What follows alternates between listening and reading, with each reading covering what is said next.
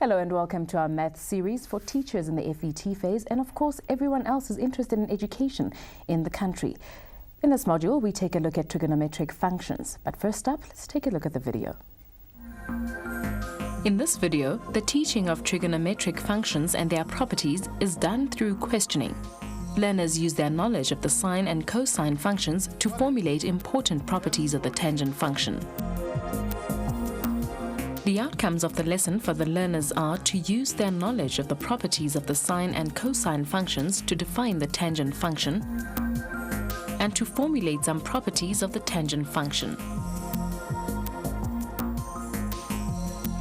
At KwaMkhakha High School in KwaZulu-Natal, the teacher, Mr. Sibongiseni Sibiya, is introducing his learners to the tangent function. I want you to recall what you have done in connection with the graph of a sine function and a cos function. The lesson begins with a revision of the properties of the sine and cosine functions. What is the period of a sine function graph? It means each and every 360 degrees, the graph repeats itself. Where does the graph cut the x-axis? 0. 180 degrees. Negative 180 degrees. 360 degrees. And the last one? Minus 360 degrees. Okay, does the graph has a rotational symmetry or a reflective symmetry? The teacher reminds the learners of the principles of reflective and rotational symmetry. The graph here, it forms a curve.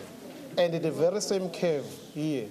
So the sine graph has a rotational symmetry. From this discussion, it is concluded that the sine function has rotational symmetry and also repeats itself after every 360 degrees.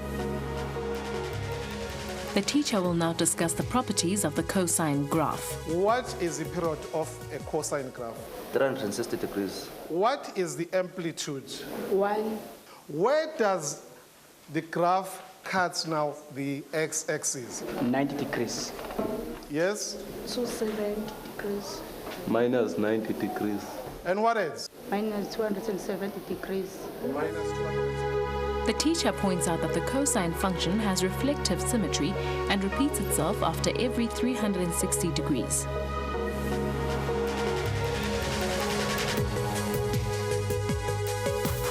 In this activity, the learners are given a diagram showing a young girl trying to climb a stepladder. She is following her father, who is working on the roof. And the mother comes out and she shouted at her, "What are you doing? Can't you see that the ladder is too steep?" What do we mean if we say the ladder is too steep? Yes. The ladder is too close to the wall. So that's why a mother is asking her to come back because it may cause an accident. Notice how the teacher has used a practical example to introduce the concept of gradient and tangent to the learners. It seems in the learner's mind that the content is totally divorced from the everyday experiences and they cannot relate to it. So somehow or the other it is, to me, the responsibility of the educator to show them that link. And when you learn with intent and with purpose, it makes the learning process a lot easier. Through directed questioning, the teacher will use the example of the ladder to help learners define the tangent function. What do you notice in that picture? The ladder and the wall forms the right angle triangle. Okay, the wall is perpendicular to the floor. Perpendicular. To illustrate how the tangent is the gradient, the teacher begins by drawing the right angle triangle in a circle. Look at the diagram. What do we call this diagram? A circle. That is a circle. What do we call this point O? Center of a circle. Where do we get P? At the circumference. This distance from the center of a circle to the circumference, what do we call it? That R stands for the radius. This PB can be represented by a small letter. PP represent Y. Small letter Y. And we have this horizontal line. It represents X. Now, I want you to define a sine. in terms of x, r, and y.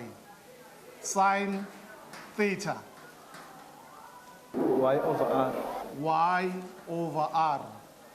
Okay, let's come to the cos. Cosine theta. X over R. X over r. The teacher now introduces the tangent function tan theta to the learners as y over x. In this diagram, we've got a sine, cosine, and a tangent. Okay, so it means now we can be able to find the gradient of OP. The gradient of OP is represented by change in the values of y over the change of the values of x. Okay, in other words, we can associate this gradient same as the tangent. Now that learners have established that the tangent is the same as the gradient, the next step is to define the tangent function using the sine and cosine function. I want you now to divide sine divided by cos in terms of x, r, and y.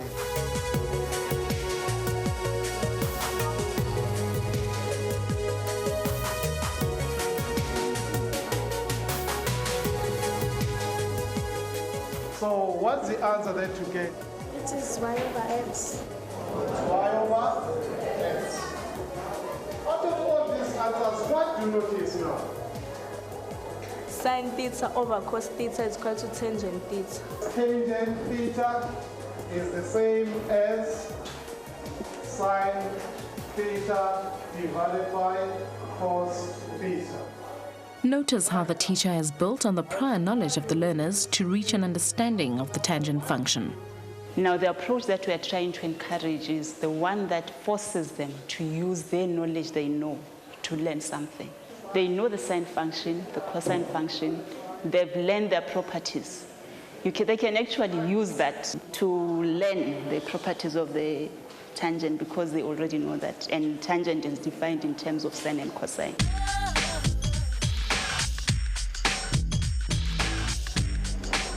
Learners are presented with a table containing the values for sine theta and cosine theta when theta is represented by different angles between minus 360 degrees and 360 degrees. Learners calculate tangent theta for each of these angles using the formula tan theta equals sine theta divided by cosine theta. Right, what is tangent of 0 degrees there? So it is 0. What is happening there when we are approaching 90 degrees? On 90 degrees, tangent is just undefined. Now, where else do we get undefined? 270. Negative 90. Negative 270. The calculations show that the tangent function is undefined at mentioned angles, which are multiples of 90 degrees or whenever the cosine is 0. The learners will then represent the values of tan theta on a graph. So if you draw a graph of a tangent, where does this graph cut the x-axis? It's 0 degrees. 0 degrees? What else? That's 180 degrees. Negative 180 degrees. Negative 180 degrees and? Negative 360 degrees. Okay, what else do you notice there in your graphs? What is the graph doing now when it comes to 90 degrees, 270 degrees, negative 90 degrees, and negative 270 degrees? It's from a curve but doesn't touch the dotted lines. It comes very close to the dotted line, but it will never go through that 90 degrees, isn't it, in that dotted line? Yes. So that dotted line, we call it, it is an asymptote. So in other words, the graph is asymptotic to that dotted line. The teacher points out that the graph forms an asymptote at all the values where tan theta is undefined. The graph doesn't touches the dotted line. And they could see that the graph does not have an amplitude, doesn't have any minimum turning point and a maximum turning point. Through questioning, the class will investigate the periodicity of the tangent function as well as whether it has rotational or reflective symmetry. Where does this graph repeat itself? That's 180 degrees. from 0 degrees to 180 degrees, and from 180 degrees to 360 degrees, the graph repeats the very same things. What is the period now of a tangent graph? 180 degrees. 180 degrees. Now let's look at this graph again. From 0 degrees, it forms a curve which is very close to 90 degrees, to that dotted line. And the very same thing there from 180 degrees below. Now the x-axis, it do the very same thing. It comes very close to the dotted line. So we call that it is a rotational symmetry. By the end of the lesson, the teacher had accomplished his outcomes of defining the tangent function as well as formulating the properties of the tangent function. These include: the tangent function has rotational symmetry. It repeats itself every 180 degrees. It is undefined at minus 270, minus 90, 90, and 270 degrees, and it has no minimum or maximum turning point. Now that we've seen our video, it's time for us to welcome our guests for today's session. And we've got Taska Matlejwane, who's a principal at Pafokgang Secondary School. We've got Mudia Hilikwane from the Gauteng Department of Education. And we've got Peter Middleton from Protec, the NGO. Thank you very much for joining us. First question, Peter, why do you think it's good for learners to have a good understanding of the relationship between trig ratios as emphasized in this lesson? I think the important thing for learners to have an understanding of is the relationship between the trig ratios and the x, the y, and the r, the actual, what it means in terms of the triangle, the opposite, the hypotenuse, the adjacent sides. And once they have an understanding of that, and once they have an understanding of that being the common departure point, if you like, then an understanding of the interrelationship between the trig ratios becomes much more obvious.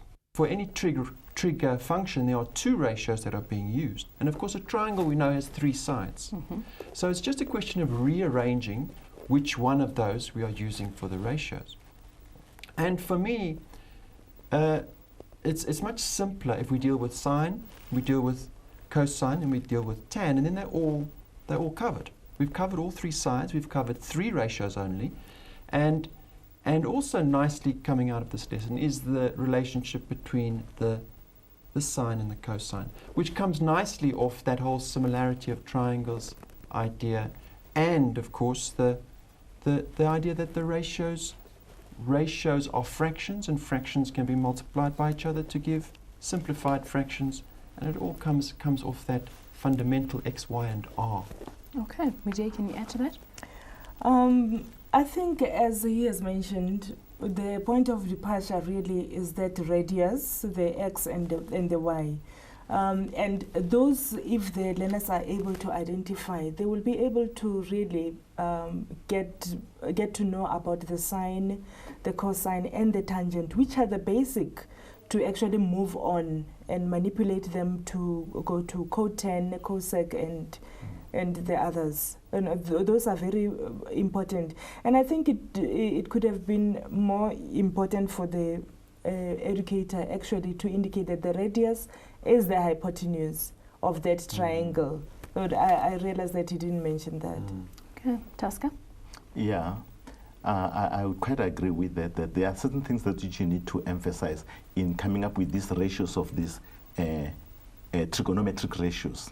Like finally, as she was defining a tan as a sine theta over cos theta, she should have also mentioned that at what stage is it not defined, to try to show them that it is not for all thetas that tan is defined that way. There's a specific point where it is not defined.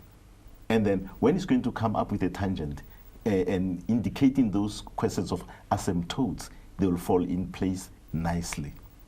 Because if you don't define it at that stage, when you define it from the onset, learners will know that tan is always sine over a cos, full stop, and nothing added. And also I would say the relationship of these ratios, it's very important that trigonometry, I think it gives learners even a broader chance of having a broader understanding of mathematics as a whole, because mathematics is about the systems and how they are related. Now, if they start to learn relations at that level, it becomes easier for them to even relate trigonometry to other sections of mathematics and mathematics to the systems of life in general. As a whole. So relating issues is very important for learners. Okay. Mujay, this lesson showed the teacher guiding learners to new conclusions. Now, based on their existing knowledge, why do you think this was a valuable approach? Do you think it was a valuable approach? You're actually talking about conclusions, okay, as not at the end of the lesson, but to conclude a fact in the lesson. It is very important because, like, I will come back to education again. As an educator, we have been taught that for every lesson you teach from the known to the unknown. And that's why the educator also started asking questions. You know, you relate questioning and that idea of teaching from known to unknown. They work together because you can only know how much the learners know by asking questions. I think it was very important to do that at the beginning of the lesson. Hence, they started with revision. Okay. Taska? Yes, I would definitely agree with that.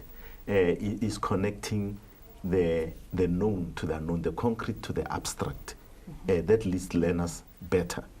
And you'd realize that learners pick up confidence and they fall nicely into the new lesson, which they didn't know, as they relate it to the old lesson. Okay. Peter? Yeah, I think that for me the thing is to make links, and it's known to unknown is fine, but in some ways it's all known. What we're doing really is to make links. So you link sine to cosine to tan. You link sine to x over y, and you make links and new links and as many links as you can. And going back to what you said, Tusk, earlier about the mathematics as the exploration of relationships and the interrelationships and looking at it different ways. And I think that is a key thing to try and strive for. I would have liked to have seen more links having been made in this lesson. In the lesson. But the lesson also emphasized the concept of reflective and rotational symmetry. Now, why do you think symmetry is an important concept for learners to grasp? You know, the question of symmetry is good in the sense that it shows how things repeat themselves. And they repeat themselves from a certain movement, whether you rotate it or you spin it or you flip it, but all those rotations or symmetries shows that we are dealing with one and the same thing in a repeated fashion, and it shows a different picture. Okay. Mujay? I would just like to comment on the issue of the asymptote. I think he did introduce the asymptote, but not in relation with the symmetry. And if you look at that diagram or the line for 90 degrees, the one above the x-axis and the one below the x-axis, you can see if you fold along the asymptote, they really look symmetrical. So it is important that is related also. But again, as he has mentioned, for reflective and rotational symmetry, you look also into integration with other subjects. You use symmetry in physics, also you use symmetry also in biology. You know, we're talking OBE again, integrating all the subjects together to put the whole perspective into reality. Right. Peter? Yeah, no, I'd like to pick up on that as well. I think what's missing here is waves and science. Because, I mean, there's so much overlap. And if a maths teacher can only talk to the science teacher so that we can get some sense. And all those issues, symmetry and reflection and the wave repeating itself over and over comes. And perhaps the other thing I'd like to say about this one is, I mean, there's so much value in what you were saying, folding things, taking pieces of paper and folding them, shifting them along to see how it works out. And at the end of the day, this is about sketching the curve and about properties of curves. And eventually, all you want learners to know is those properties, that all I need to do is have 3 points, the first half, and then I know from then on I can carry on because of the properties, Okay. because of how it goes underneath, because of how it repeats. So you're trying to emphasize really that you know this to make your own life easier, so that you just have to know 4 points and then you can draw the whole lot. What did you think of the teacher's questioning techniques in the past lesson? Yeah, I would agree with the asking of questions, even if there are a lot of questions, because I think they give an opportunity to less active learners to also have something to answer. Because here I still emphasize that the question of motivating learners is very important. And for as long as learners can have something to answer, they become motivated and they move on. Any other issues that you'd like to raise? Any other comments on the lesson? Yeah, I would say back to this thing of question of rotation, symmetries and so on. I wish the teacher could have had some concrete stuff, like maybe a wire. Wave a wire in the shape of the graph as it stood on the board. And then show a point where she's going to hold it, where he's going to hold it, and show the rotating. Now, as learners see the physical rotation, it tends to make more sense to them. They can even start to realize that by how many degrees has it rotated. And it gives them more credit in future to say, when they say this thing is reflexive or it has rotated, what do we really mean? Okay. Yeah. I don't have much to say, but mainly integration is my point of departure. You know, like in physics, we're talking about a period. Also, when we do wave mechanics, what is a period? How does it relate to what the educator was indicating or was introducing in the lesson? What is an amplitude, you know, in terms of waves? What is the turning point? You know, because there was no maximum and minimum turning point. And if the educator can integrate those, then we are really meeting our objective of implementing outcome-based education. Right. Yeah. Peter? Yeah, I'd carry on further, to take it to another direction. Slope, I think, is vital as well, and it's missed completely. For me, I think the tan function is the starting point for learners, not sine or cos, tan, because tangent is a slope, a 1 in 3 slope, a going uphill. It's so much easier to understand tangent as a gradient and a slope, and to make all these links, because when you look at a curve, that is what you're analyzing, the slope.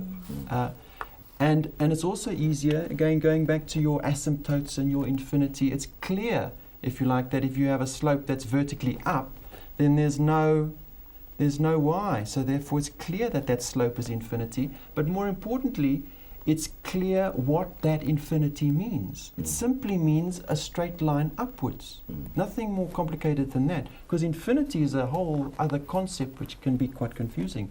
But a straight line going upwards is quite easy to understand. Well, that's all we have time for this session. Thank you very much, our guests, for your input. And thank you to our viewers for watching. Do stay tuned for Module 15 coming up soon. Thank you for joining us. Goodbye.